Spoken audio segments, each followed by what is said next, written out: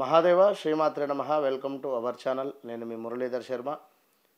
మరి ఈ యొక్క ఆగస్టు నెలకు సంబంధించి రాశి ఫలాలు ఈ ద్వాదశ రాశుల వారికి కూడా ఏ విధంగా ఉండబోతోంది అనేటువంటి విషయం కావచ్చును. అదేవిధంగా కుజగ్రహము మనకు ముఖ్యంగా కూడా మేషంలో నుండి మనకు వృషభంలోకి రావడం జరిగింది.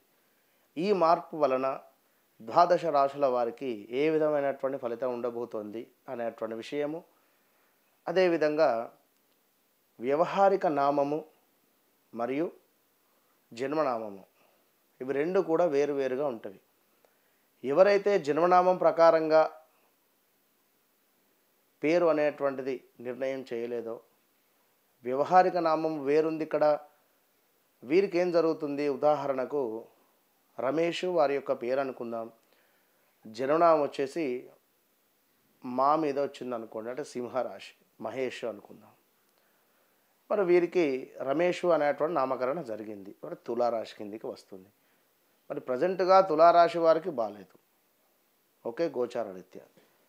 మరి అదేమిటండి, మీ యొక్క డేట్ ఆఫ్ బర్త్ పుట్టిన సమయమును ఏదైతే ఉంటుందో దాని ప్రకారంగానే చూసుకోవాలి కదా అంటే, కోర్స్ ఖచ్చితంగా కూడా అదే కరెక్ట్. కానీ ఇక్కడ ఒక 35, 38 నుండి 40 ఇయర్స్ టర్న్ అయినటువంటి వారు ఎవరైతే ఉన్నారో వారికి వ్యవహారిక నామం ఏదైతే ఉంటుందో దాన్ని బట్టే చూడాల్సి ఉంటుంది. కనుక డేట్ ఆఫ్ బర్త్ పుట్టిన సమయం ఉన్నప్పటికీ కూడా కొంత ఈ వ్యవహారిక నామం ఏదైతే ఉంటుందో ఆ యొక్క ప్రొనౌన్సెన్స్లో కొంత మైనస్, అంటే అదే మనకు యూనివర్స్ తీసుకునేటువంటి పరిస్థితి ఉంటుంది. ఇది నా అనుభవంతో నేను చెప్తున్నాను. కనుక తప్పకుండా కూడా ఎవరైనా డేట్ ఆఫ్ బర్త్ పుట్టిన సమయం ఉన్నట్టయితే దాన్ని బట్టి ఖచ్చితంగా కూడా, మరియు మీ పేరు, ఇలా కొన్ని మార్పులు చేర్పులు ఉంటవి. దాన్ని బట్టి ముందుకు వెళితే మంచి ఫలితాలు, అద్భుతమైనటువంటి రిజల్ట్స్ ఉంటవి అనేటువంటి విషయాన్ని చెప్పుతూ, మరొక విషయము, నాకు చాలామంది కూడా కాల్స్ చేస్తున్నారు.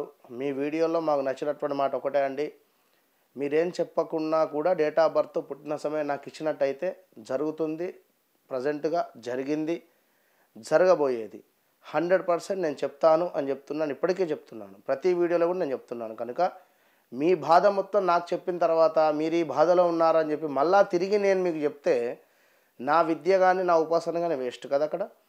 కనుక 100% మీరు నాకేం చెప్పాల్సిన అవసరం లేదు. జస్ట్ డేట్ ఆఫ్ బర్త్ పుట్టిన సమయం లేదా పేరు చెప్పండి చాలు, విషయం మొత్తం నేనే చెప్పేస్తాను. Open challenge, okay. అటు పిమ్మట కర్కాటక రాశి. మరి కర్కాటక రాశి వారికి 2022 నుండి కూడా సరిగా లేదు. ఎట్లా లేదు అంటే, అనుకున్నటువంటి పనులు అనుకున్నటువంటి విధంగా ముందుకు వెళ్ళకపోగా ఏవో అవరోధాలు, ఈ పని అవుతుంది ఆ పని అవుతుంది అనేటువంటి వ్యూహాత్మకాలే ఎక్కువగా కూడా ఉన్నవి, కానీ ముందుకు వెళ్ళలేదు పనులు. ఇంకా చూసుకున్నట్టయితే మనకు చేయని తప్పులకు శిక్ష పడేటువంటి పరిస్థితి, అపనిందలు, ఎంత పని చేసినా కూడా పై అధికారుల నుండి చివాట్లు, ఇంకా హెల్త్ రిలేటెడ్ సమస్యలు, అన్నదమ్ములకు సంబంధించిన విషయాలలో కొన్ని గొడవలు, ఆస్తి పంపకాలలో, వ్యాపారము నడవక చాలా ఇబ్బంది జరిగిన సందర్భాలు ఉన్నవి. మంచి చక్కగా నడిచేటువంటి వ్యాపారం ఆల్ ఆఫ్ సడన్గా డౌన్ఫాల్ అయిపోవడం కానీ, లేదా మనల్నే ప్లేస్ చేంజ్ చేయమనడం కానీ, ఇలా 1, 2 కాదు, చాలా విషయాలలో ఇబ్బందికరమైనటువంటి సంఘటనలు అయితే ఉన్నవి. కనుక తప్పకుండా మీరు కర్కాటక రాశి వారు ఆ విషయాన్ని గమనించుకోండి. మెయిన్ ఏమిటి అంటే భార్యాభర్తలలో గొడవలు. కర్కాటక రాశి వారు ఎవరైతే ఉన్నారో వారికి వివాహ ప్రయత్నాలలో ఆటంకాలు, దగ్గర దాకా వచ్చి వివాహం జరిపించకపోవడం కానీ, జరగకపోవడం కానీ, ఎంగేజ్మెంట్ అయి కూడా డ్రాప్స్ అయిన సందర్భాలు కూడా ఉన్నవి కర్కాటక రాశి వారికి. కనుక తండ్రి లేని సంబంధాలు వచ్చిన దాఖలాలు ఉన్నవి. కనుక బీ కేర్ఫుల్. 11లో మీకు గురువు ఉన్నాడు, లాభమే. అయినప్పటికీ శని భగవానుడు అష్టమాత్ ఉన్నాడు కనుక కొన్ని అవరోధాలు అయితే ఉన్నవి. ఆ విషయాన్ని గమనించుకోండి తప్పకుండా కూడా.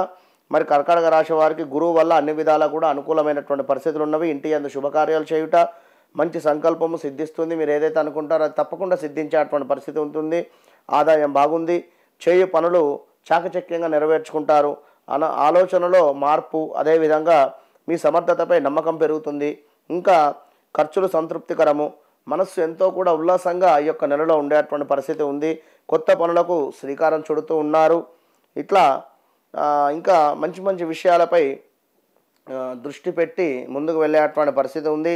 విలువగల వస్తువులు కొనడము, బంధుమిత్రులకు సంబంధించి చక్కగా కలవడము, ఇలా గురువు వల్ల అంతా బాగుంది. మరి శని వల్ల జాగ్రత్తగా మెలగాలి, అది గుర్తుంచుకోండి.